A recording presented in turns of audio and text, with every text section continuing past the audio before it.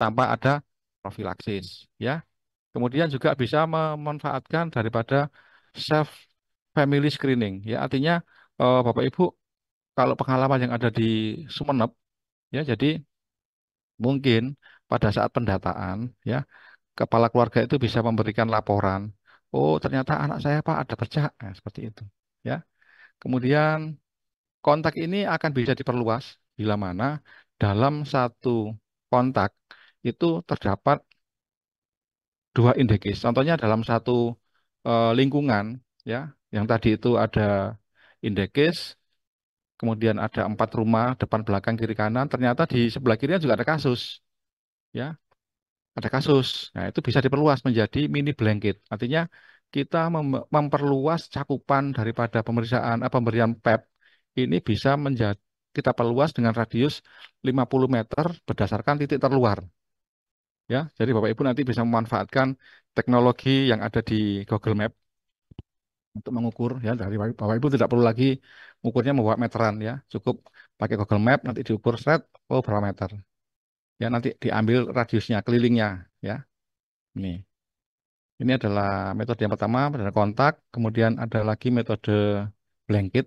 Ya, dari blanket itu ya biasanya dilakukan di daerah terpencil, ya, terisolir, terluar, ya. Ya, saya kira kalau di daratan di tempat kita, ya, di Jawa Timur yang bukan kepulauan, Semenep dan mana Gresik, ya, mungkin tidak perlu blanket, tapi bila mana ada suatu desa atau suatu dusun atau suatu RT yang dalam satu RT itu di situ ada beberapa indekes yang kontaknya dan indekes itu saling berkaitan. Nah, itu boleh dilakukan mini blanket. Ya, artinya penduduk satu RT itu semua diberikan profilaksis. Ya, bedanya kalau kontak itu hanya sekitar 20 orang, tapi kalau dengan blanket bisa lebih banyak lagi cakupannya. Ya, kemudian dengan blanket harus dilakukan kegiatan pos profilaksis, harus dievaluasi setiap tahun. Ya, seperti apa di sana? Apakah masih ditemukan? Kalau ditemukan nanti dilihat lagi eh, apa namanya kontak eratnya. Apakah dulu pernah dapat dapat kemo atau tidak? Ya,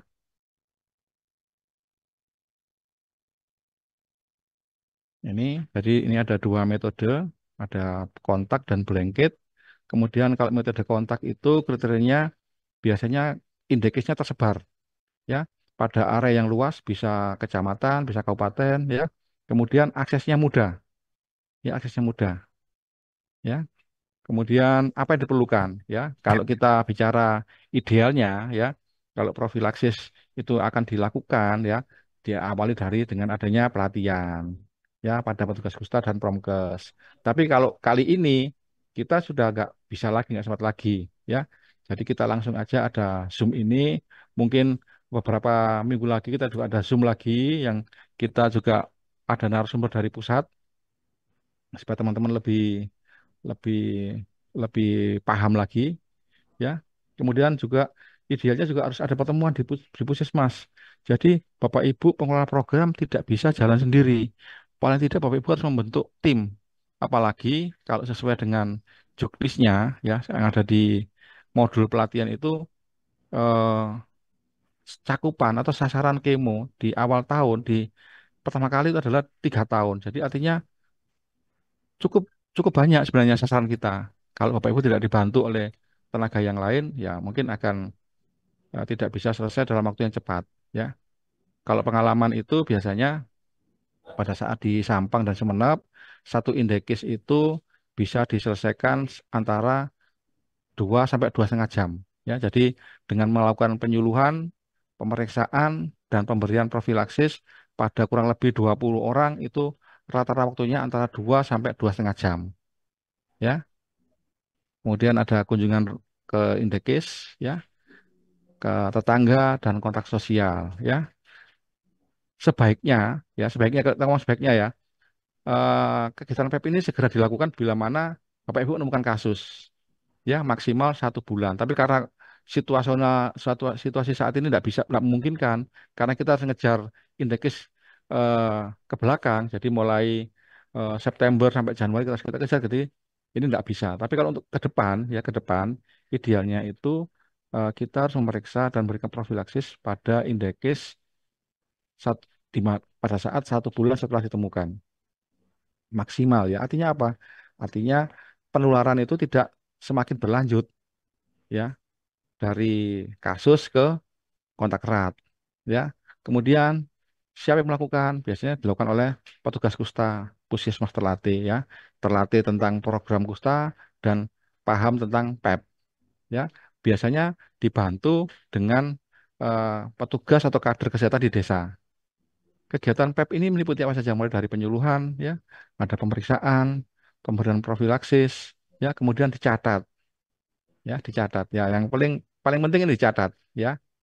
Ya, catatan paling penting karena eh, nanti Bapak Ibu sekalian, harapan kami Bapak Ibu melaporkan tiap kali ditemukan setiap kali melaksanakan itu dilaporkan supaya kami kalau ditanya pada saat monthly meeting di Kemenkes yang biasanya dipimpin oleh Pak Menkes atau Wamenkes itu kami punya data, punya progres bulan ini sekian. Jadi kita pertanggungjawaban kita terhadap obat yang sudah didistribusikan itu ya ini dari laporan. Tak kasih obat 1.000 hasilmu piye ya. Jadi harus ada ya. Ini adalah profilaksis dengan metode kontak. Yang berikutnya adalah profilaksis dengan metode blanket. Blanket itu artinya apa? Selimut ya. Artinya semua orang yang ada di wilayah tersebut diberikan profilaksis ya. Kalau blanket yang sebenarnya itu harus dengan kriteria daerahnya yang high endemis tinggi. Ya, kemudian kasusnya itu berkelompok, indeksnya berkelompok atau klaster. Satu RT, satu desa, satu dusun itu banyak kasus. Artinya kita harus blanket satu desa ya atau mungkin blanket satu pulau ya. Kemudian areanya kecil, bisa berupa dusun atau desa. Kemudian aksesnya sulit, terisolir, agak terisolir.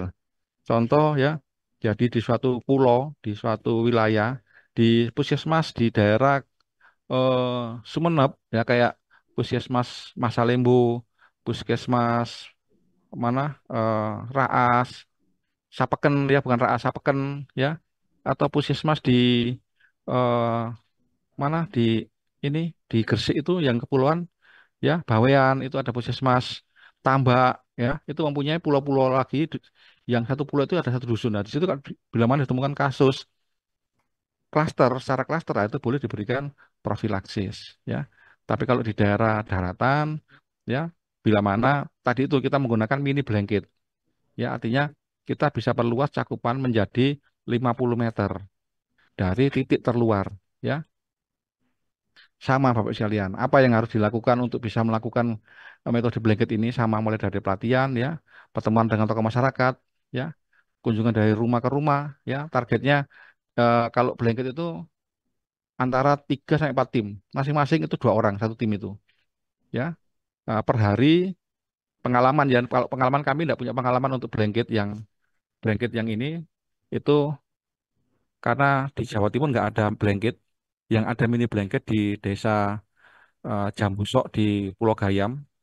Ya, jadi satu tim itu dalam satu hari bisa mengunjungi antara 15 sampai 25 rumah. Ya, kegiatannya sama ya. Mulai dari pertemuan tokoh masyarakat desa, kemudian ada penomoran rumah dan registrasi. Ya, karena penomoran rumah ini supaya tahu, oh ini rumah sudah, oh ini belum ya. Gitu. Kemudian ada kunjungan rumah, dilakukan penyuluhan, pemeriksaan, pemberian kemo dan pencatatan. Ya, ini adalah metode yang kedua menggunakan blanket.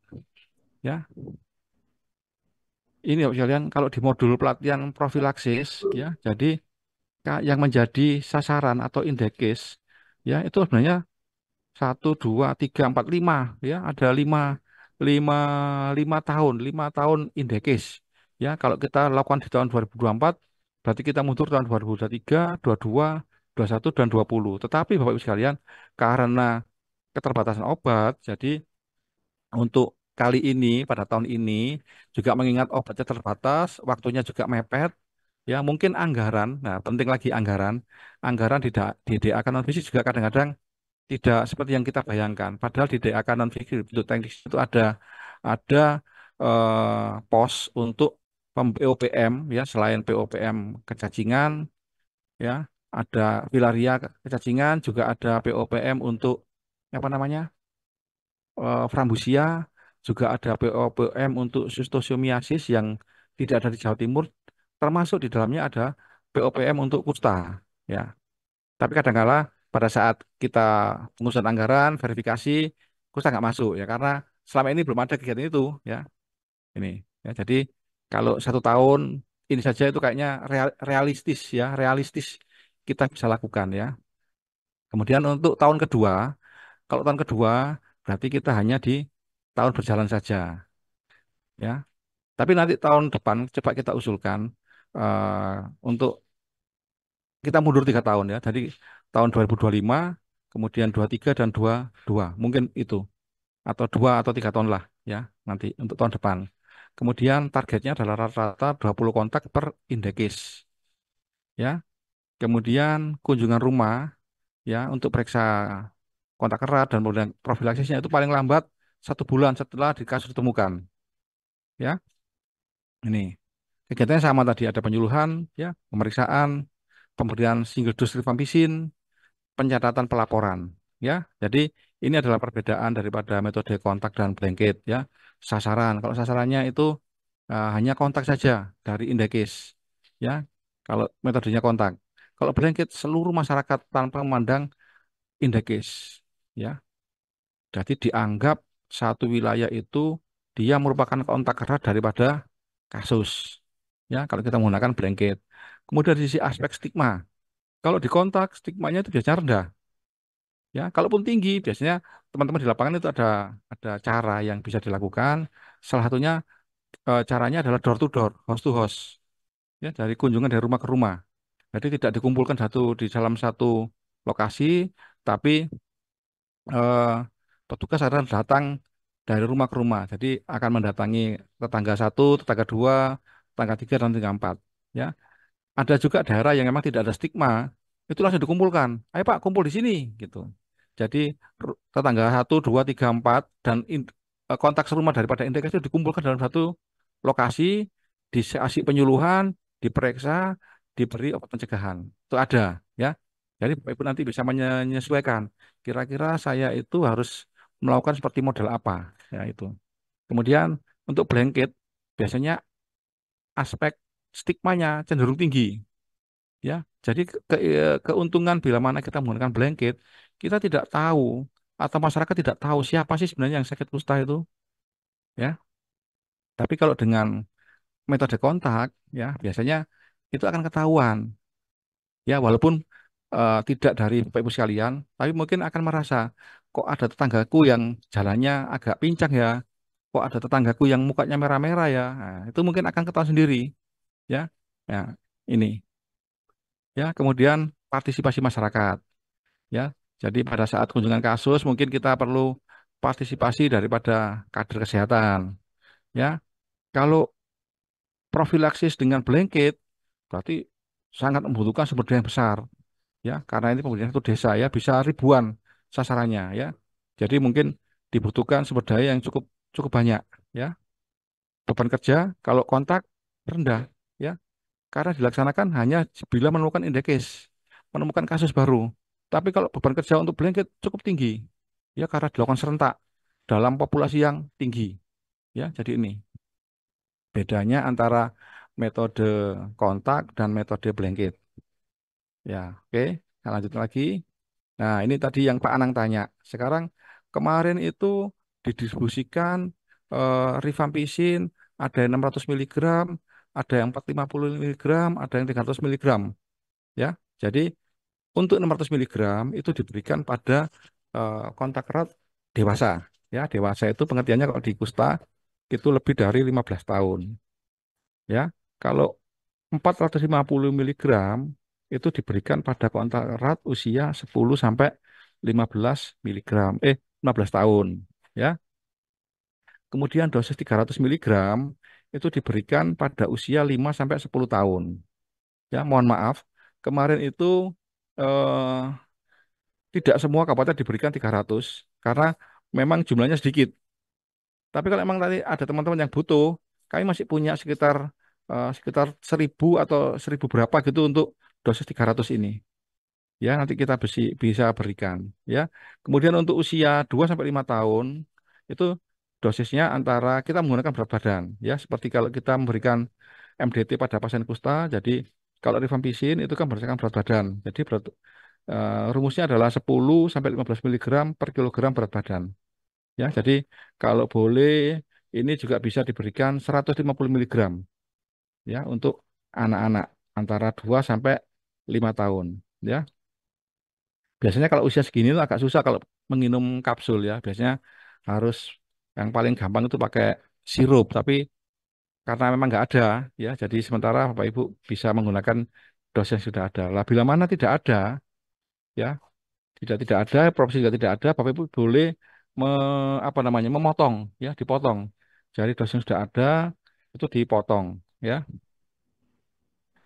Rifampicin ini sebaiknya diberikan sebelum makan sebenarnya untuk antibiotik itu.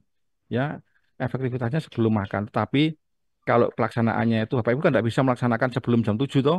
Jadi pelaksanaannya pasti setelah makan pagi ya nggak apa-apa. Jadi paling tidak kalau sudah 1-2 jam setelah makan ya yang paling bagus. Ya, kemudian pemberian obat ini tidak boleh dititipkan ke keluarga. Contoh, Pak anak saya ada yang mondok, minggu depan datang pada saat mulutan. Nggak boleh. Jadi obat ini hanya boleh diberikan oleh tenaga kesehatan karena ada unsur screeningnya tadi, ada unsur screening ya. Apakah di screening apakah dia suspek TB, suspek kusta, ada gangguan putih hati dan ginjal itu ada aspek screeningnya. Jadi obat ini tidak boleh diberikan oleh orang yang bukan nakes ya, nggak boleh ya. Jadi caranya bagaimana? Caranya mungkin nanti eh, Bapak Ibu bisa titipkan obat itu ke nakes di desa, ya bidan desa atau kepala desa itu baru boleh, ya. Tapi kalau dititipkan dan diberikan langsung oleh anggota keluarga itu ya nggak boleh, ya. Oke, lanjut. Nah, efek samping, ya. Efek samping ya mirip-mirip efek samping dengan MDT, ya. Jadi kalau ringan itu biasanya kencing berwarna merah, ya, karena di rifampicin itu merupakan zat warna, ya. Ya, kemudian eh, apa namanya? Ada seperti beringus ya, flu-like syndrome ya. Jadi setelah minum rifampicin itu seperti orang mau flu ya, tapi itu hanya jangka pendek, hanya sekitar 1 hari ya. Kemudian ada gatal-gatal, tapi itu jarang terjadi ya. Kemudian ada pusing dan mual juga jarang terjadi ya. Untuk reaksi efek samping yang berat ya itu sangat jarang ya, sangat jarang sekali ya, sangat jarang sekali. Kecuali kalau pada pasien-pasien yang dia punya alergi dengan rifampicin itu tidak boleh diberikan ya.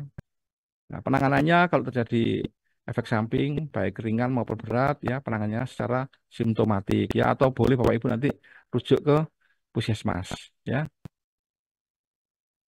Kemudian kita bicara persiapan pelaksanaan ya. Atau sebelum ada persiapan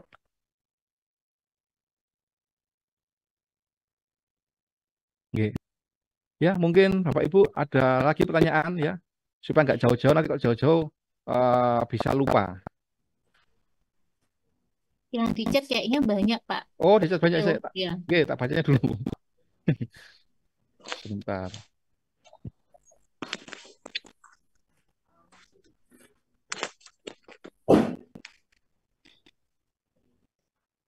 Untuk screeningnya itu gimana, Pak?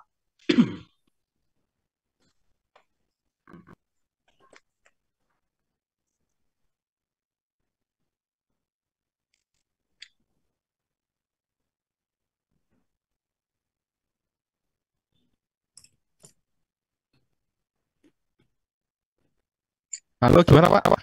Screening. Ya, itu kan ada Screening Pak ya? salah satu pemberiannya kan. Ya, itu kan harus apa dibawa ke laboratorium atau gimana, Pak? Untuk screening ada gangguan hati Enggak atau Pak. ginjal itu gimana, Pak? Ya, jadi secara klinis Pak, dilihat Pak, secara klinis kalau orangnya kok kondisinya lemah, kok ada kuning di matanya, jadi kemudian ada kukunya juga agak kuning, nah itu Bapak curiga. Tapi kalau saja enggak perlu Pak, kecuali kalau dia cerita, saya pernah sakit ini Pak. Nah, silakan dirujuk. Tapi kalau enggak, secara klinisnya dia sehat, enggak perlu Pak. Ya, tapi kalau kusta, TB Oke. ditanya, diperiksa, lihat bercaknya, ditanya pernah batuk, sering batuk enggak, ada pernah berat badan enggak, nah itu harus ditanya Pak, gitu. Oke Pak, gitu Pak ya. Ada formnya pada Oke, Pak terima Dewa, kasih. form untuk screening. Form screening wonten Bu, nanti terakhir ini ada di sini nanti. Oh Oke. iya. Oke. Nah ini sebentar saya jawab di apa di chat dulu ya. Saya cek di chat dulu.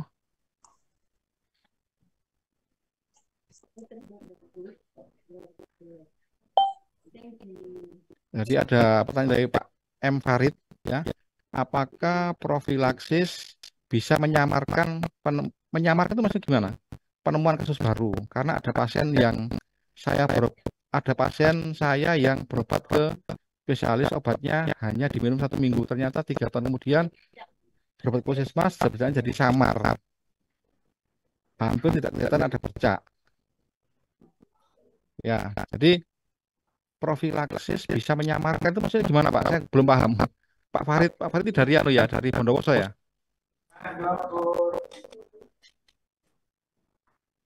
Ya kalau memang obat yang diberikan di spesialis atau rumah sakit tidak menggunakan MDT, itu banyak kan 3 macam obat juga, ada rifampicin, ofloxacin, minocycline. Ya karena pasien tidak meminum atau menggunakan clofazimine atau lampret, jadi memang kulit tidak jadi hitam Pak. Itu intinya. Kenapa kalau di spesialis tidak jadi hitam? Tapi konsekuensinya pasien harus sendiri-sendiri. Gitu. Saya lanjutkan ke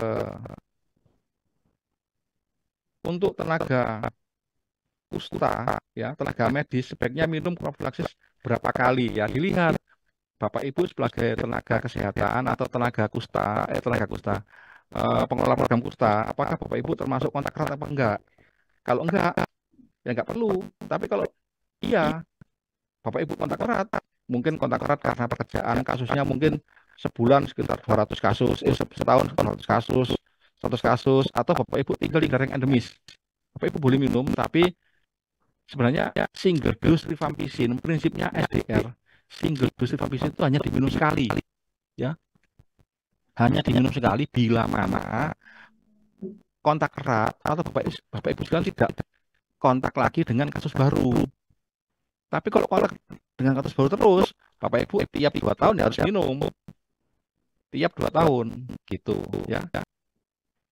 Apakah faktor yang mempengaruhi kegagalan pengobatan kusta? Karena 2 pasien kami di PKM Bajangsengon rutin berobat, ambil obat DM, setelah dicek RFT, lab BI masih tinggi, ya, dan di MI dan diberi pengobatan oleh Mas Jember. Mohon arahan dan petunjuk.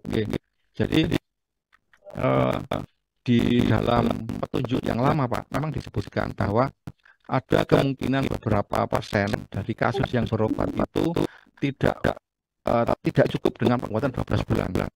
Ya karena dulu awal regimen MDT ini diterapkan, di awalnya itu adalah regimennya adalah 2 tahun, 12 blister. Tapi di tahun 98 setelah ada penelitian ya, dibandingkan antara regimen 24 bulan dengan 12 bulan, diteliti ternyata mempunyai angka yang sama. Nah, sebenarnya mempunyai angka kambuh yang sama antara 5%. Jadi waktu itu WHO langsung menurunkan regimennya menjadi 12 bulan. Jadi kemungkinan ada kasus yang memang masih tidak cukup dengan diberikan 12 bulan. Jadi perlu waktu yang lebih panjang. Atau kenapa kok selalu tinggi ya? Jadi kita harus telusuri lagi Pak, tenaga analisnya telah apa belum ya. Kadangkala pengalaman kami yang kami temui kemarin di Puskesmas Puskesmas Arjasa Pulau Kangean Semenep, itu ada 2 kasus yang selalu dikonsulkan, kok setelah pengobatan masih tinggi, dan diperiksa di mana? Diperiksanya di salah satu rumah sakit swasta di Semenep. Akhirnya coba Pak, diperiksa, dikirim ke Surabaya, mau nggak kira-kira? Dikirim ke Surabaya, nanti kita periksa ke Sutomo. Ya, ternyata setelah di Sutomo hasilnya negatif, ya, baik MI-nya juga 0%, BI-nya juga tidak ada yang positif lah. Artinya bingung juga kita. Ya, jadi kayaknya ini lebih pada keterampilan daripada tenaga analisnya, Pak. ya. Kalau ada kemungkinan tertular, kenapa kok masih tinggi? Bisa jadi ada resistensi. Tapi untuk resistensi kita tidak bisa mendiagnosa resistensi secara langsung, karena kalau untuk resistensi itu harus dilakukan pemeriksaan PCR, ya, yang saat ini hanya bisa dilakukan oleh ITD, Institut Tropical Disease di UNAIR. Ya, jadi kalau ada kasus sudah dikasih MDT 12 bulan masih positif, dikasih 3 bulan masih positif, 3 bulan lagi positif, 6 bulan lagi masih positif, kita curiga, jangan resisten, uji resisten dulu Pak. Baru kita bisa boleh mendiagnosa resisten. Obatnya apa lah? Obatnya tergantung dari TTD UNAIR Pak. Nah, berarti itu sudah bukan menjadi wewenang daripada program. Ya, kemudian seberapakah efektif profilaksis dari kontak erat? Apakah ada waktunya? Jadi efektivitasnya itu hanya maksimal 60%. Ya, hanya maksimal 60%. Jadi masih ada kemungkinan 40% kontak erat itu yang sudah diprofilaksis akan terjadi kusta. Ya. Apakah batas waktunya? Ya, tadi 2 tahun. 2 tahun bila mana tidak kontak erat dengan kasus baru, itu baru dia boleh minum lagi. Ya. Faktor yang mempengaruhi kegagalan pengobatan banyak, ya. Tidak minum salah satunya, ya, tidak rutin. Minum enggak, ya. Makanya di kusta itu ada istilah default, ya.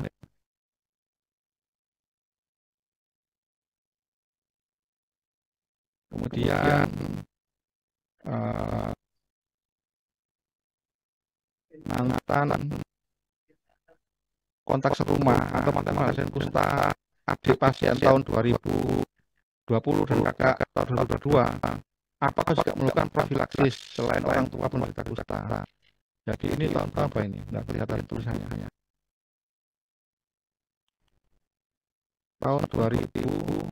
Jadi intinya Bapak sekalian, ya, yang jadi sasaran kita, ya, indeks kita itu adalah sementara ini di tahun kasus tahun berjalan saja, tahun dulu, tahun berjalan dulu, ya, dengan beberapa pertimbangan, ya, ada pertimbangan tadi karena obat terbatas, ya, pertimbangan karena pembiayaan dari BOK, non fisik, BOK, ya, mungkin juga belum bisa digunakan untuk kusta dan lain-lain.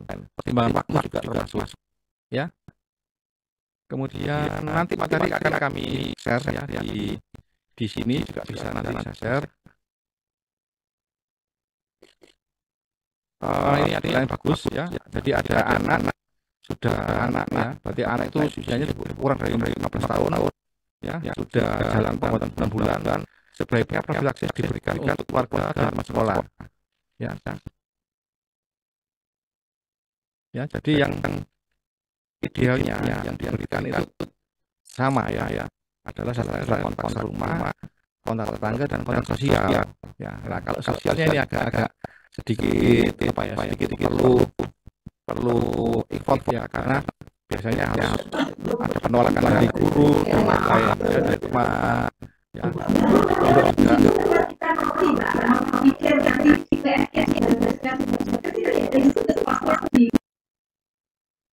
Ya, ada yang bocor, sudah saya mute, ya.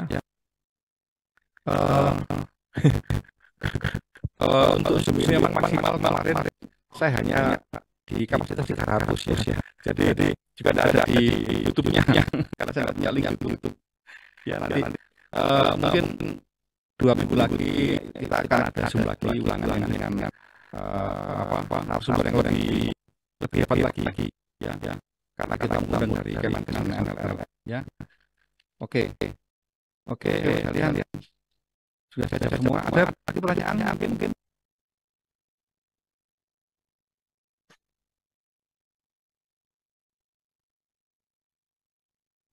Nggak ada. Kalau ada, saya lanjutkan. Jadi Mbak Teo, silakan ibu. Berarti Paula Raban.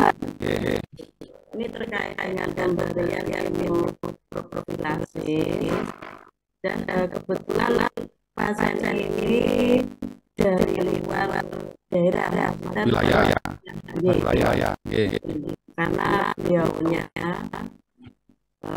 stigmanya tinggi, tidak mau menggunakan wilayah yang langsung sekarang, dan juga masalah Nah, bagaimana pelaksanaan terkait dengan pemberian imunoprofilaksi itu? Apakah saya koordinasi dengan petugas setempat atau bagaimana? Nah, unsurnya itu. Jadi kalau untuk ibu mengobati kasus, oke, nggak masalah ya. Tapi untuk periksa kontak dan kemo tetap harus dilaksanakan oleh petugas yang punya wilayah, karena nggak lucu nanti datang ke wilayahnya orang nanti, ya. Lah nanti bisa koordinasi dengan kabupaten dulu, ya, biar nanti kabupaten akan mengkondisikan dengan puskesmas wilayah kasus tersebut.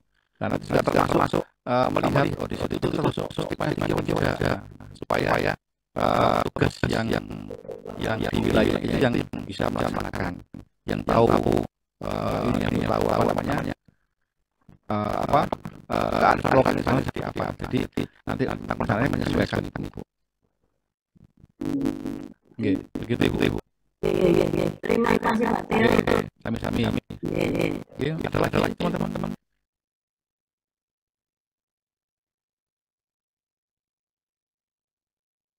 Kalau nggak ada, ada pertanyaannya di chat ya.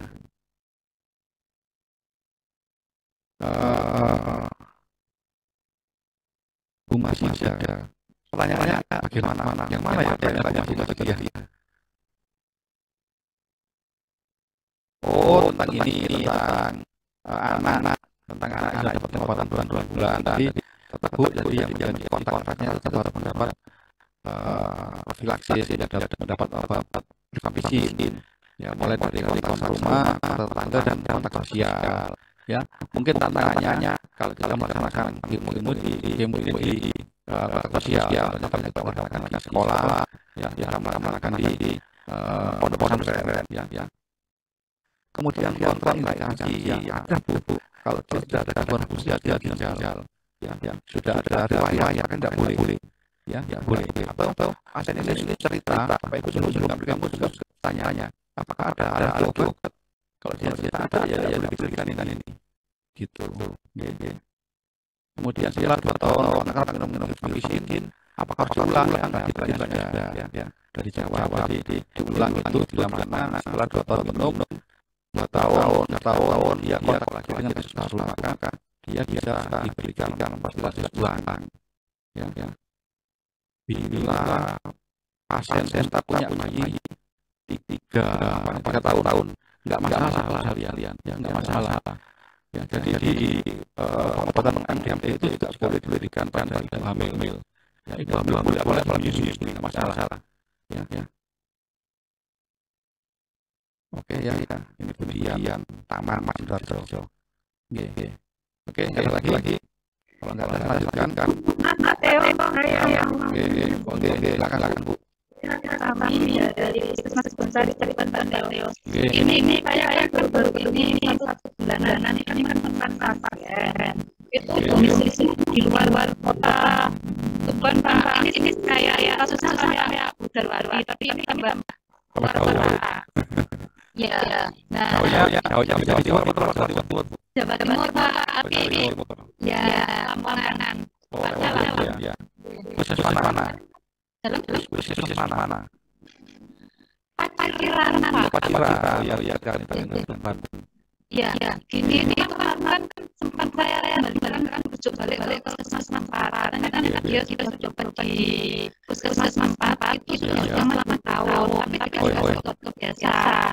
Sekarang itu tambah dia nggak mati rasa itu mulai sisu sampai telapak tangannya, terus kakinya terus masalah lainnya kan untuk kontak-kontaknya dia nggak mau berobat di sana karena takut puskesmas sana, takut juga di tempatnya di rumahnya. Terus akhirnya mau ngelakuin sisi Pak. Terus saya kontak di kontak sama dokter sama boleh untuk pengobatannya. Tapi kan untuk apa? Kemarin itu. Jadi saya makanya warga terdekat yang terdekat dia, saya minta dibawa ke klinik. Boleh. Itu kan nggak ada 20 Pak di mana.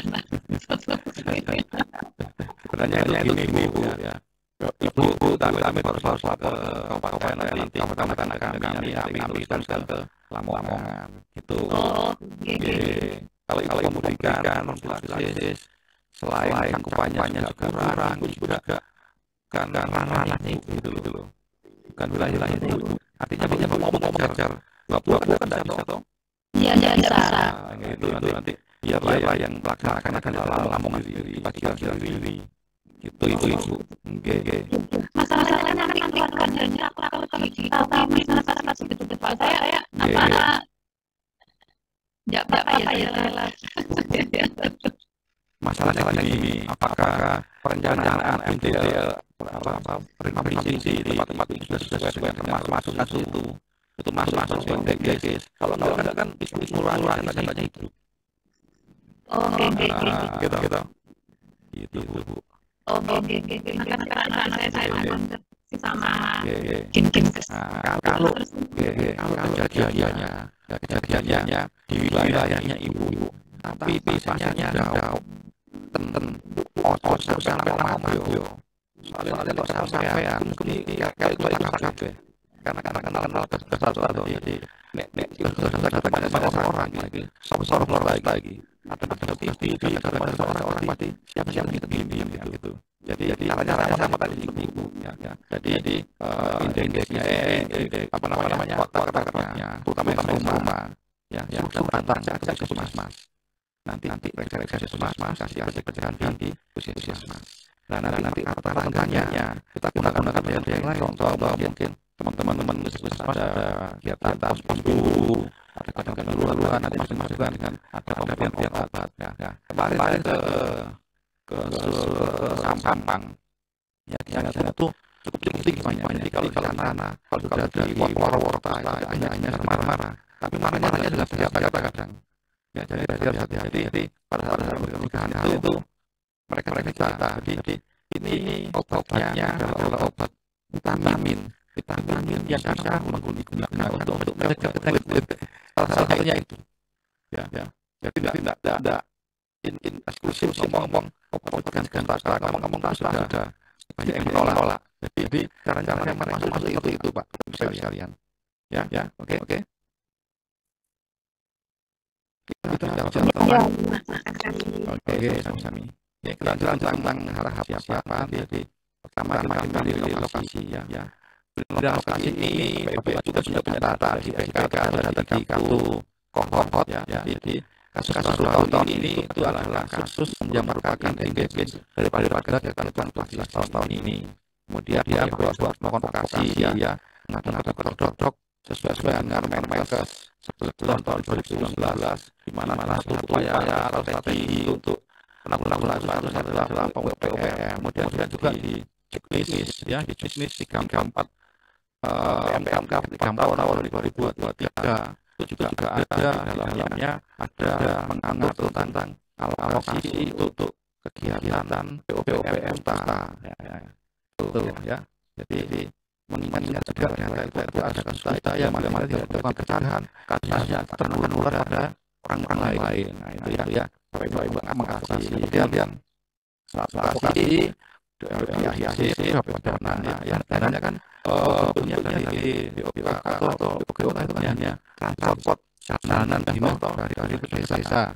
Kalau sudah terpenuhi dari pusat ya, dari provinsi dari pusat ya. Kemudian visi ada mungkin Ibu datang ke lokasi itu juga langsung memperhatikan karena bagaimana Bapak Ibu juga tetap melakukan luluhan ya melakukan luluhan ya. Kemudian kalau bisa mungkin tidak hanya sendiri, mungkin dengan sosial lain, dengan kesehatan atau nakes desa ya. Alangkahnya bagaimana Bapak Ibu berjalan ke lokasi untuk konsultasi dengan petugas TBD.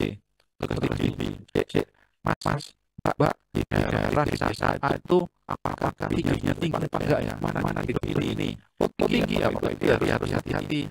Jangan sampai memberikan profilaksis pada lebih. Itu ya. Intinya itu ya. Jadi dengan seperti itu Bapak Ibu bisa melakukan kolaborasi integrasi antara program Ustadzah dan BCC ya. Kemudian ada pelatihan sosialisasi. Pada sekarang ini sudah melakukan juga disosialisasi tentang pusat dan PP ya. Kemudian pemetaan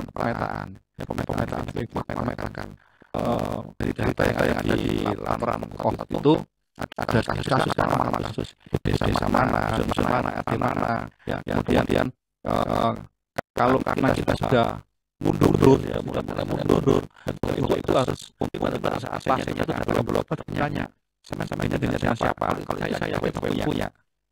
Ya, karena data kontak itu kontak tentang BA di dalam kandungan berita, ya.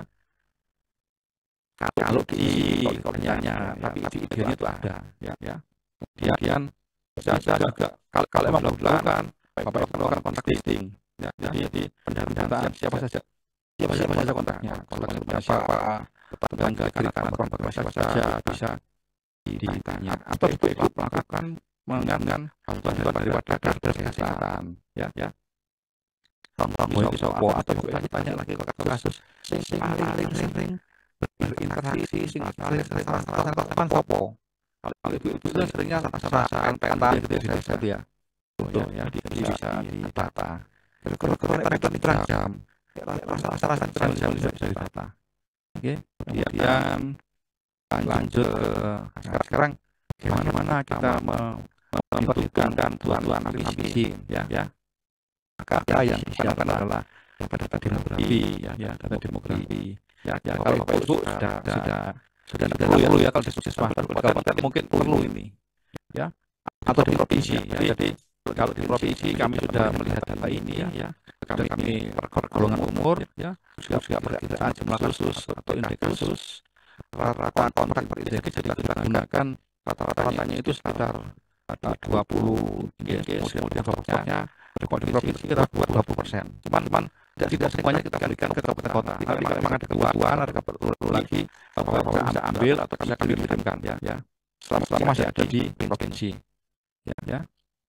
Ini adalah bentuk perhitungannya. Jadi itu dosis 600 mg dewasa, ya. Jadi rasio atau persentase jumlah penduduk yang dewasa itu kurang lebih 90%. Jadi 75% dikali jumlah indeks, ya, dikali 20 kontak plus 20% bapak stok, ya. Ini jadi ketemu apa bantuan kita.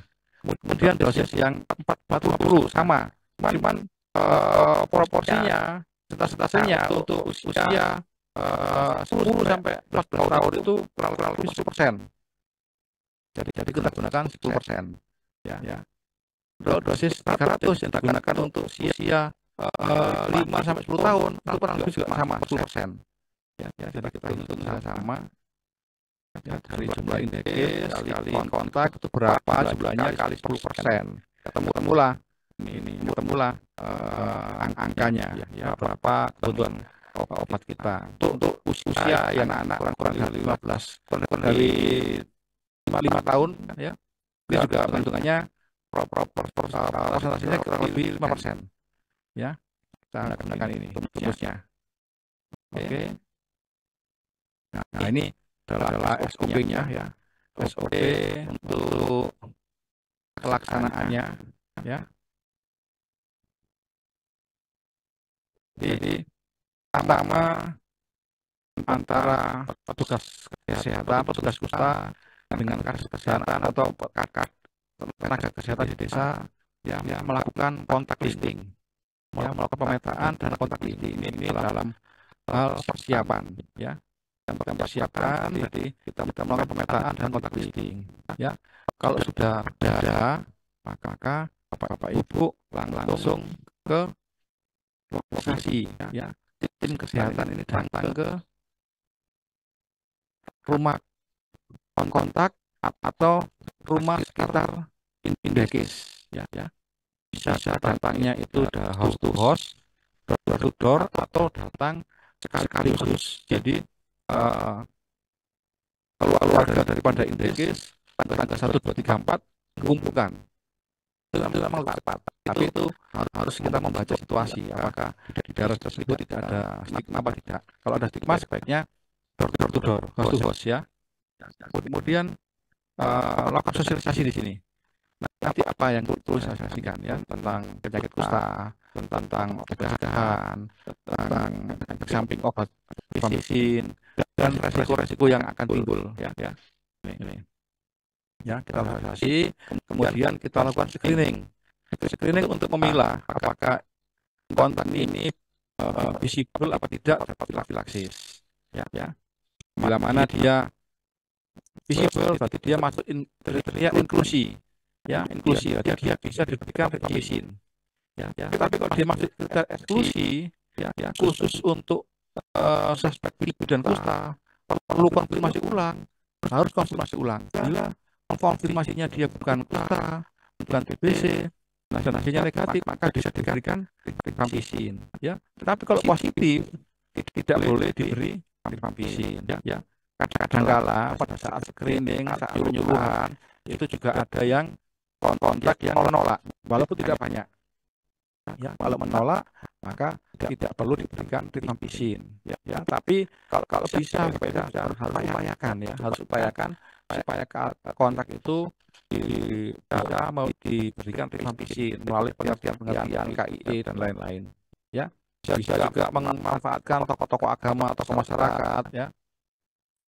Kemudian bila mana pada saat pemetaan dan kontak listing itu indeksnya tidak mau ya, jadi kayak tadi yang dari puskesmas mana tadi Tuban tadi jangan didatangi. Nah, Bapak Ibu jangan datang ya. Jadi kita cari cara lain. Bagaimana caranya supaya kontak tetangga serumah ya. Dan yang paling riskan itu yang paling tidak boleh didatangi itu adalah kontak tetangga. Karena dikhawatirkan nanti tetangganya tahu status daripada pasien ini ya.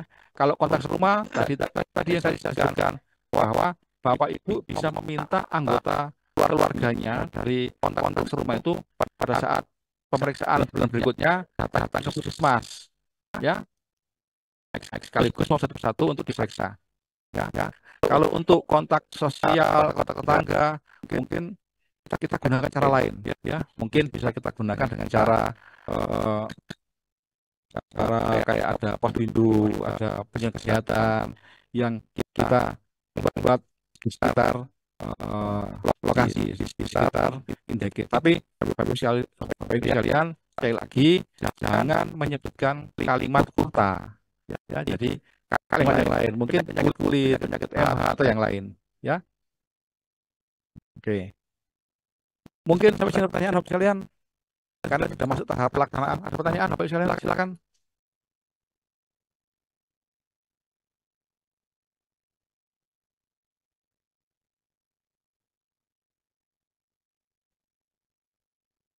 Ada yang tanya dari Pusat Panggilan Tuban untuk menentukan gangguan fungsi ginjal ya, bisa kita wawancara ya. Ada pernah sakit apa ya, atau Bapak Ibu secara klinis bisa melihat ya, bisa lihat dari matanya, dari kukunya, mungkin dari kesehatan umum ya. Kalau dia ada gangguan kesehatan umum ya bisa ditanyakan ya, atau dipending dulu ya setelah dilakukan OTT mungkin ya. Lalu apakah mempengaruhi kegagalan kontrasepsi, injeksi, pil apa nih, pil kabel maksudnya ya?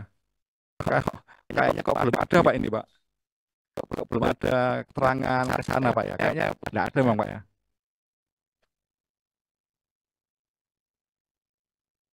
Ini juga ada solusi sampai sekarang belum ada. Solusinya bagaimana? Di tempat kamu ada kasus satu rumah, tempat kami ada kasus satu rumah.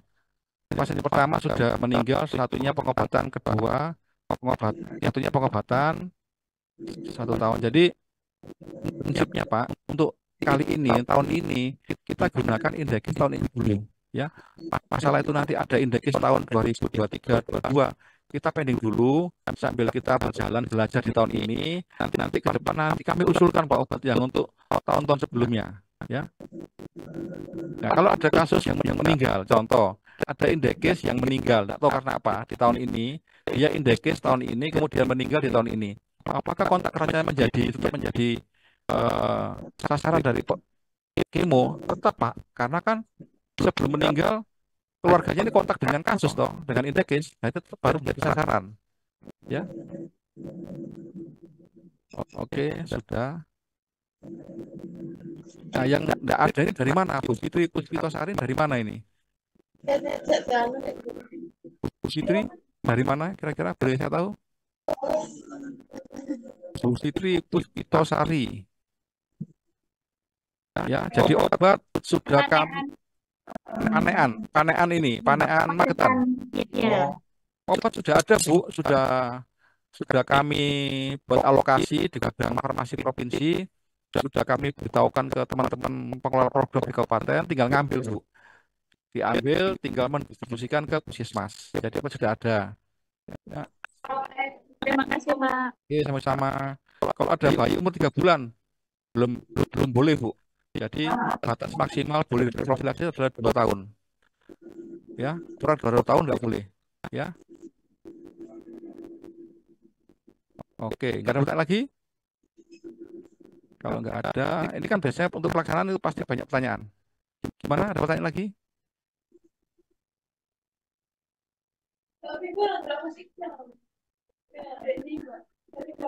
Jadi kena tina minggu yo.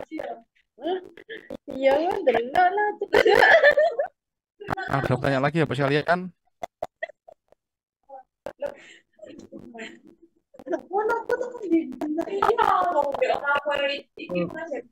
Ayo, izin mau nanya lagi ya. Oke, monggo, Bu. Oke, terkait dengan pemberian kemoprofilaksis, di mana itu kan masing-masing yang kontak dengan penderita gitu. Apabila ada penderita berdekatan dengan yang satu, maksudnya ada beberapa penderita Dalam satu klaster, itu, gitu. satu klaster berarti kan? Oke. Itu kan kita pemeriksaan kita kan 20 kontak gitu, 20 orang. Nah, dengan enggak enak kok. 20 itu penderita itu Nggak jelas, Bu. Sebentar, saya mute dulu, Bu, ya. Nanti itu mute ulang karena ada yang bocor tadi. Silakan, Bu. Yang tadi tanya di mute lagi. Di unmute lagi, Bu. Silakan, Ibu. Loh, hilang malahan. Mas Teo. Oke, silakan, Pak. Dari mana, Pak? Jember, Pak. Pak Prayit, Pak. Oh, Pak Prayit lagi. Oke, monggo Pak Prayit. Sini, Pak Teo. Mohon maaf sebelumnya. Oke. Di kecamatan kami ini, kecamatan Puger itu ada 2 puskesmas, Pak. Oke. Puskesmas Puger sama puskesmas Kasihan. Oke. Nah, pasien itu rumahnya, tempat tinggalnya itu masuk wilayah puskesmas Kasihan, Pak. Ya. Akan tetapi yang repot kita itu beliau itu satu keluarga askesnya ikut Puger, Pak. Nah, berobatnya otomatis karena dia punya askes apa namanya askes di Puger. Ya. Ya, dia berobat ke Puger, Pak. Akhirnya tidak sampai selesai putus, Pak. Ini ya apa, saya kan tidak mungkin melihat memantau ke tempat tinggalnya puskesmas Kasihan, Pak, karena di luar puskesmas kami itu, Pak. Gimana itu, Pak? Ya, coba kalau ini masalah internal, Pak, ya. Bapak Ibu Pak Prayit nanti bisa konsultasi dengan kabupaten, Pak, kalau ini, Pak. Saya tidak bisa bantu jawab kalau ini. Iya, makasih, Pak. Makasih, Pak. Mas Pak, yang lain mungkin tadi Ibu yang tadi dari Tuban tadi, karena ada yang bocor tadi, saya matikan semua dulu. Oh, ya Pak Teo, terima kasih. Saya pertanyaan. Bu Darwati, monggo. Ini terkait dengan pemberian kemoprofilaksis, di mana ada beberapa pasien yang kebetulan berdekatan, satu desa itu berdekatan dengan pasien-pasien lain, termasuk pasien kusta gitu. Nah, kita kan ditarget 20 kontak gitu. Nah, di sekitar situ bagaimana cara untuk mencapai 20 kontak, sedangkan pasien itu kan berdekatan, otomatis kan dari kontak A itu sudah 20 dengan kontak B tidak mencapai 30 karena sudah masuk di sekitar lingkungan situ. Bagaimana caranya itu, Pak? Apa Oke, seadanya kontak yang ada itu atau bagaimana? oke. Jadi terima kasih Bu Sarwati, pertanyaan bagus ya. Jadi target 20 per indekis itu tidak harga mati. Ya contoh, kalau kemarin kita datang ke Madura itu kan ada desa yang kadang-kadang atau di Pacitan atau di Trenggalek yang daerah Panggul sana. Mungkin ada rumah yang itu jauh dengan tetangga. Jadi seolah-olah dia tidak punya tetangga, ya, seolah nggak punya tetangga. Kiri kanan depan belakang jauh 50-100 meter ada tetangga. Jadi kita enggak usah berupaya ngejar 20, cukup seadanya, ya, cukup seadanya. Tapi bila mana di satu rumah itu Bapak Ibu wawancara yang sering bergaul dengan sampean siapa? Yang 3 jam per hari. Oh, si A. Tapi rumahnya jauh, ya itu tetap dikejar, Pak. Bu, tetap harus dikejar. Ya, tetap harus diberikan ke profilaksis. Begitu, Ibu. Ya, jadi gendongin duit kalau orang Jawa gendongin duit. Bu. Mungkin di lokasi A mungkin hanya mencapai 8 indekes, 8 kontak per indekes. Mungkin di daerah yang padat, kalau contohnya di Surabaya, Surabaya itu satu rumah itu ada 8 kamar, 10 kamar, satu kamar itu ada satu kakak. Artinya kan padat itu. Nah, itu bisa ada yang bisa melebihi 20, ada yang kurang 20. Tapi nanti kalau angka itu diakumulasikan di kabupaten, di puskesmas, itu akan saling saling akan nutupi. Jadi kita ambil rata-ratanya itu. Ya, rata-ratanya tidak perhitungan kita tidak si A, si B, si C enggak, tapi rata-rata di puskesmas mencapai 18. Mungkin rata-rata di kabupaten mencapai 25 per indeks atau sekian persen, 100%, 80%, nah gitu mungkin itu. Gitu, Bedar. Oke, Oke, terima kasih Pak Theo. oke, sami-sami. Ada lagi yang lain?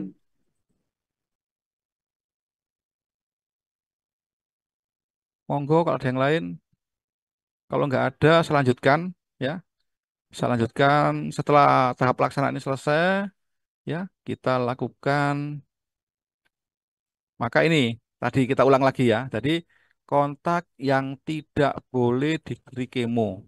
Ya, jadi tinggal di situ di lokasi tersebut kurang dari 3 bulan, umurnya kurang dari 2 tahun. Dia adalah suspek TB, suspek kusta, pernah dapat pengobatan rifampicin dalam kurun waktu kurang dari 2 tahun.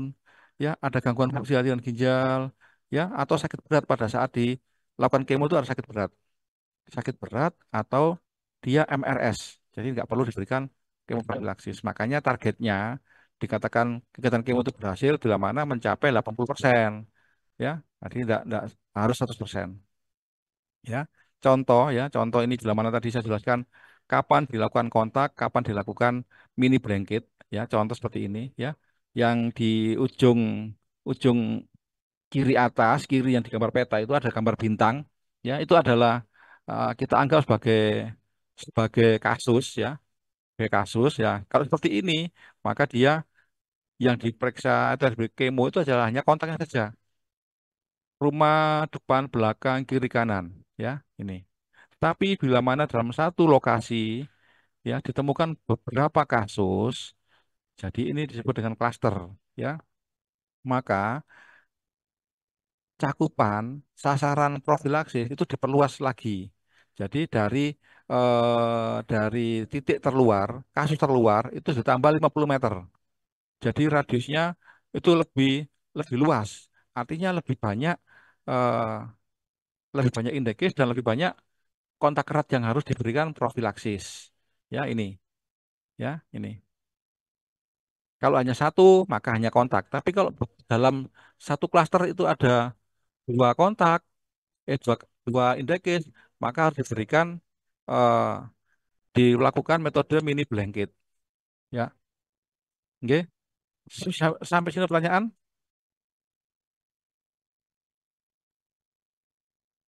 Kalau nggak ada, saya lanjutkan. Kemudian pada saat Bapak Ibu pengelola program, petugas puskesmas datang ke lokasi profilaksis, ke rumah kontak, ya, apa yang disampaikan? Pertama adalah informasi tentang kusta. ya. Jadi Bapak Ibu sampaikan kusta itu adalah penyakit menular menaun ya yang melalui kontak udara maupun langsung ya dengan penderita yang belum diobati ya. Gejala awal apa ya? Jika sejak diobati maka kusta bisa menimbulkan kecacatan. Ya, penyakit ini mudah deteksi dan dapat disembuhkan jika berobat secara lengkap dan tepat waktu. Ya, jadi informasi ini yang harus disampaikan. Minimal ini disampaikan eh, pada siapa? Pada kontak. Ya, ini. Kemudian informasi tentang POPM, tentang apa namanya PEP.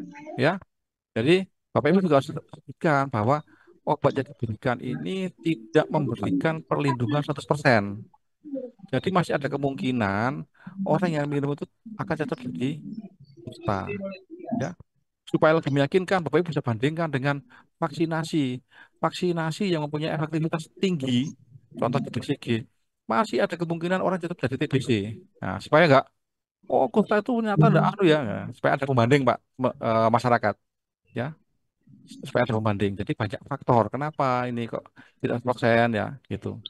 Ya, kemudian eh, ini ya, jadi pemberian rifampicin, Pak Ibu jelaskan ya bahwa saudara yang ada di sekitar itu menjadi kontak erat. Ya, kontak erat ini kadang-kadang ini tanya Bapak Ibu sekalian, kontak erat dari siapa? Nah, ya dari siapa?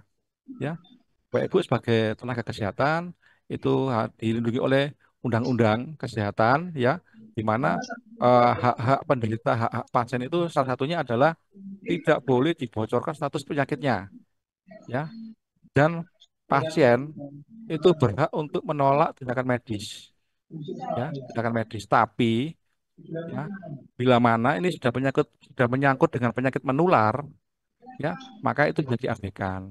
Nah, tapi tetap Bapak Ibu tidak boleh secara vulgar si A si B yang sakit nggak boleh, tetap nggak boleh ya. Tapi Bapak Ibu berupaya dengan metode, dengan cara lain supaya Ibu bisa menyampaikan obat pencegahan ini ya. Jadi itu diatur dalam Undang-Undang Kesehatan Nomor 17 Tahun 2023 dan juga ada di dalam peraturan pemerintah tentang pelaksanaan undang-undang tersebut. Ada di situ diatur ya bahwa bila mana menolak ya boleh menolak, tapi kalau sudah menyangkut penyakit menular sudah tidak boleh lagi ya. Jadi menggunakan dasar itu. Ya.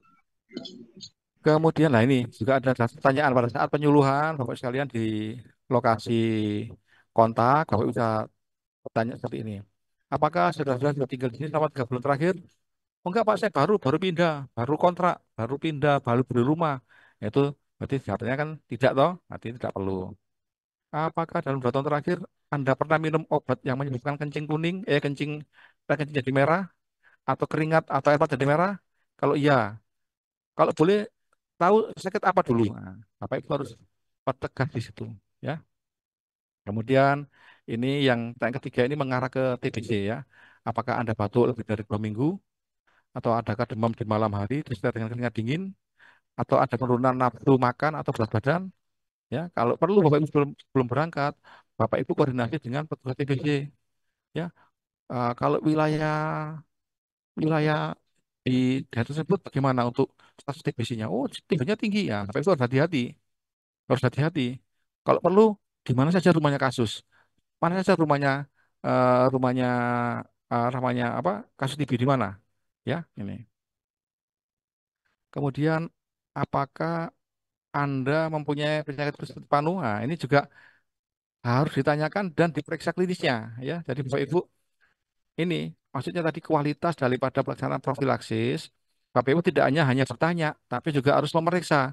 Coba buka bajunya, ya, bajunya lihat, ya ada bejaknya enggak. Kok ada bercak? Periksa anestesinya. Oh, anestesi berarti dia kusta. Oh, enggak berarti tidak kusta. Atau saya kok ragu-ragu ya? Oke, kita pending. Ya, di pending jangan diberi rifampicin dulu, tapi di pending sambil di observasi ulang sambil diberikan pengobatan sesuai indikasi atau diperiksa BTA. Ya, karena Bapak Ibu meragukan. Kadangkala ya karena untuk mengejar target tahun ini selesai, ya di puskesmas itu ada tim, ya tim yang kadangkala timnya itu salah satu timnya itu tidak merupakan petugas kusta puskesmas. Artinya kalau udah ada kasus kusta, ya ragu-ragu, kusta apa enggak kan ragu-ragu. Makanya ada indikasi suspek kusta. Jadi kalau sudah indikasi kusta, petugas tim tadi yang bukan petugas kusta rujuk ke petugas kustanya. Oke, gitu. Kemudian apa yang perlu diperhatikan Bapak sekalian, ya, Bapak Ibu tidak harus selalu membuka identitas indekis, ya, situasional. Kalau emang situ nggak ada, biasa, ya silakan. Tapi tetap nggak boleh sebenarnya. Di dalam undang-undang tetap nggak boleh, tetap dilindungi. Kerahasiaan tetap dilindungi, ya. Bahkan Bapak Ibu sekalian, eh, apa namanya, pada saat kita datang ke pemenyuluhan, pada saat PEP, Bapak Ibu menggunakan bahasa yang sederhana dan mudah dimengerti, ya. Kemudian sopan, tidak menggurui, ya. Sabar menjawab pertanyaan, ya. Menyesuaikan kearifan lokal, ya. Tadi saya bilang eh, bila mana suatu daerah itu stigmanya tinggi, ya. Bapak Ibu tidak boleh jangan menyebutkan secara vulgar, saya mau periksa orang yang sudah terpapar dengan kuman kusta, jangan. Nanti bertanya siapa yang sakit. Nah, itu ya. Jadi Bapak Ibu bisa mengemas dengan bahasa yang lain, ya. Jadi bahasa yang lebih diperhalus, eh, sakit kulit kah apa, ya. Atau bisa jadi ada teman-teman yang punya teknik. Jadi eh, Bapak Ibu di daerah kita, ya, bukan daerah situ, bukan di daerah ini, tapi di daerah kita itu ada daerah yang endemis kusta, dan kusta itu penularannya melalui kontak kita nggak langsung, jadi bisa melalui udara. Jadi artinya Bapak Ibu nanti di sini bisa apa namanya, mungkin di sini juga termasuk kontak apa namanya, orang yang terpapar, ya, bisa bisa dengan bahasa-bahasa seperti itu, tapi tersamarkan. Jadi siapa yang sakit itu bisa tersamarkan, tidak harus menunjuk si A, si B, si C, ya. Kemudian juga menggunakan kearifan lokal, ya. Jadi kalau di situ sudah alergi dengan kalimat kusta, ya jangan gunakan kusta, gunakan bahasa yang lain. Bisa menggunakan eh, penyakit MH, ya, penyakit Morris Hansen atau penyakit kulit menular yang lain, ya. Kemudian pada saat datang Bapak Ibu selain bawa obat, bawa kapas, ya, bawa form-form, Bapak Ibu juga harus membawa media KIE, ya, untuk menjelaskan supaya mudah dipahami, ya. Paling tidak itu ada minimal ada lembar balik lah, ya. Beberapa waktu lalu, ya, mungkin 2-3 tahun yang lalu kita sudah pernah mendiskusikan lembar lembar balik. Artinya semua puskesmas ada, kecuali kalau hilang, ya, kalau sudah rusak, ya. Kalau kipas sih ya bisa ada bisa tidak, ya, karena kipas itu hanya terbatas.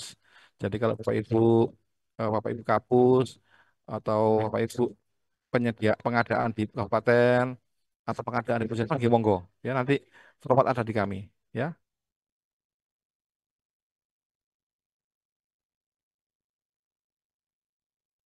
Kemudian pelaporan, ya. Jadi untuk pelaporan ini Bapak sekalian ada form yang harus diisi, ya. Ini adalah form untuk kontak, ya. Jadi ada form yang diisi oleh kader kesehatan, ya, ada yang diisi oleh nakes, ya. Karena biasanya karena sudah terlewat kan ini sudah tahun berjalan, jadi indekes yang tahun awal-awal tahun kan sudah tidak ketemu mungkin. Kalau tidak diambil obat, ya bisa ditanyakan melalui kader kesehatan atau nakes di desa, ya. Mulai dari nama, alamat, kemudian eh, kontak ini apa, merupakan kontak apa dengan indekes, ya. Apakah dia kontak serumah, tetangga sosial, ini dicontreng habis sekalian. Kemudian usia, ya, usianya, ya, usia berapa, tinggal contreng. Jenis kelamin, ya, ini, ya. Kemudian eh, ini bila diberi profilaksis, kemudian jika eh, kemudian ada yang tidak bisa diberi profilaksis atau kemo, itu alasannya apa, ya? Mungkin tinggalnya barusan, ya, usia kurang dari 2 tahun, pernah dapat income kurang dari 2 tahun, ya, atau pada saat kegiatannya ada dia indikasinya MRS, ya, ada kelainan fungsi dari ginjal, suspek TB, suspek kusta, atau sebab lain. Sebab lain itu bisa karena menolak, ya, karena dia apa ya, karena dia tinggal sendirian, ya. Jadi tidak punya kontak, ya. Kemudian diberikan rifampicin dosis berapa, ya ini, ya. Jadi yang dari kontak ini dia dapat rifampicin dosis berapa. Kalau dia usianya 15 tahun, maka dosis ini 600 miligram. Kalau dia suspek TB Robusta, maka harus dikonfirmasi, ya, apakah dia negatif atau positif. Kalau pertama kali dia dimasuk sebagai suspek TB atau kusta, maka dia dicontrengkan sebagai suspek TB kusta. Tapi kalau setelah dikonfirmasi ulang dan akhirnya bukan kusta, bukan TB, maka namanya ditulis ulang di bawah, ya. Tapi statusnya dia dapat rifampicin, ya, dengan nama yang sama, ya. Kemudian efek samping, kalau ada laporan semua ditulis, ya. Kalau ada laporan, Pak, kencing saya merah, tulis. Pak, kencing saya kok jadi merah, ya, tulis. Pak, saya kok gatal-gatal, ya, tulis, ya, sambil tindak lanjuti, ya. Jadi format ini itu satu format ini adalah untuk satu indekes. Kalau Bapak Ibu punya 10 indekes, berarti Bapak Ibu perlu 10 format ini, ya. Kemudian yang diisi oleh, nah ini yang diisi nakes tadi, ya, ya, diisi nakes tadi, dosis apa untuk kolom kolom 1 sampai dengan 12, karena kita berjalan mundur, ya, mungkin pendataan ini bisa dibantu oleh kader, ya. Kemudian pada saat pelaksanaan kita mengisi form eh, nomor kolom 11 sampai kolom nomor berapa ini? 25, ya. 26, ya. Ini diisi oleh tenaga kesehatan yang melaksanakan memprofilaksis di lapangan, ya, ini, ya. Sekali lagi, satu format ini satu indekes, ya, satu format satu indekes. Kemudian Bapak Ibu rekap, ya, rekap kemudian dilaporkan dari puskesmas lapor ke desa, direkap desa, kelurahan, jumlahnya berapa, ya, direkap berapa totalnya, agregatnya berapa, ya, agregatnya ditulis di sini, dilaporkan ke puskesmas, termasuk dengan kecukupan obat. Berarti eh, pada saat dilaporkan ini berapa sisa obat, berapa awal, berapa diterima, keluar berapa, sisanya berapa, harus tertulis di sini, ya. Ya, laporan ini Mas kalian, ya, karena monthly meetingnya Kusta dengan Pak Wamen dan Pak Menkes itu setiap bulan, maka progresnya ini kami tunggu tiap bulan, ya. Ya, jadi Bapak Ibu ngisi eh, daftar kontak, ya, ngisi nama-nama kontak, ya, pemberian profilaksis, kemudian format tadi, format yang ini, ya, format kontak ini jangan sampai hilang. Ya, jangan sampai hilang, harus tersimpan di puskesmas. Kenapa? Karena pada saat nanti mungkin akan dilakukan kemo lagi, ya, bila mana ada nama yang sama menjadi sasaran kemo. Nah, kan Bapak Ibu